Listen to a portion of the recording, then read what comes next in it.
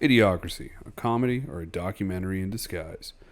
Have you ever watched a movie from the past and think, damn, this wasn't supposed to be prophecy? That's Idiocracy.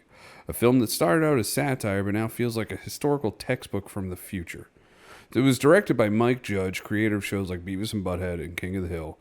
This 2006 comedy takes a simple yet terrifying premise. What if society just got dumber? And I gotta say, this movie had me laughing, cringing, and questioning the future all at once.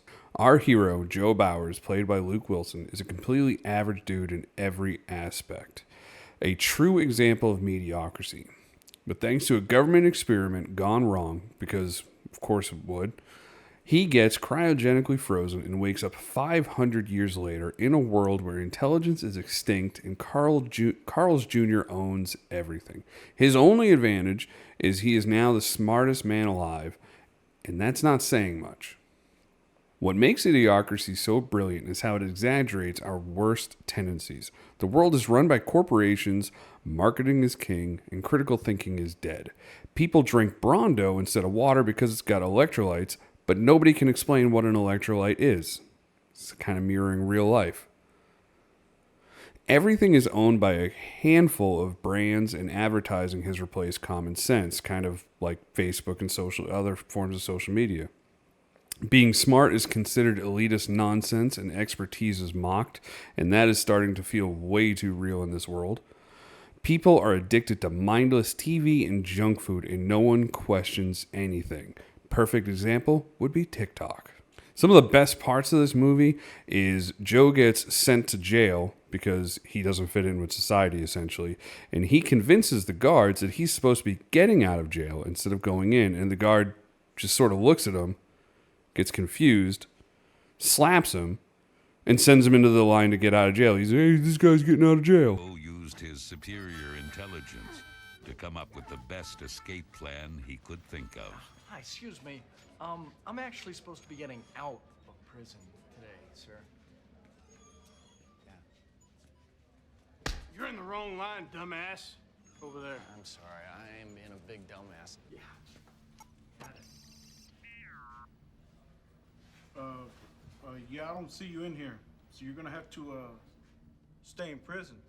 Could you check again? Because I was definitely in prison, okay? I got sat on my face and everything. Maybe check those files back there? All the crops in the world are dying because Brondo owns everything. Every water fountain is full of Brondo. So when they go to water their plants, they just use Brondo. And the idea that water is only for the toilets is in peak dumb logic. The fact that the entire world just accept it is, I want to say next level satire, but becoming more and more real. I actually know somebody that said that they don't drink water because soda has water in it. Last time, I'm pretty sure what's killing the crops is this Brondo stuff. The Brondo's got what plants crave. It's got electrolytes. So wait a minute. What you're saying is that you want us to put water on the crops. Yes. Water. Like out the toilet? Well, I mean, it doesn't have to be out of the toilet, but yeah, that's the idea. But Brondo's got what plants crave. It's got electrolytes. You want to solve this problem? I want to get my pardon, so why don't we just try it, okay? And not worry about what plants crave. Brondo's got what plants crave. Yeah, it's got electrolytes. What are electrolytes? Do you even know? It's what they use to make Brondo. Yeah, but why did they use them to make Brondo? Because Brondo's got electrolytes. Just imagine waking up in a world and realizing that you're a solid C average in everything in life, and now you are the greatest intellectual mind of the century. That has got to be one of the craziest things to wake up to.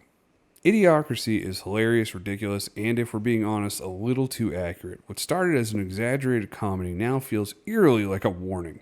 So this movie is this movie a masterpiece of satire? Absolutely. Should we be concerned that it's getting more relatable each year? Yes. So my final rating of the movie is 10 out of 10 electrolytes. Now excuse me while I check if Starbucks is offering a full body latte yet.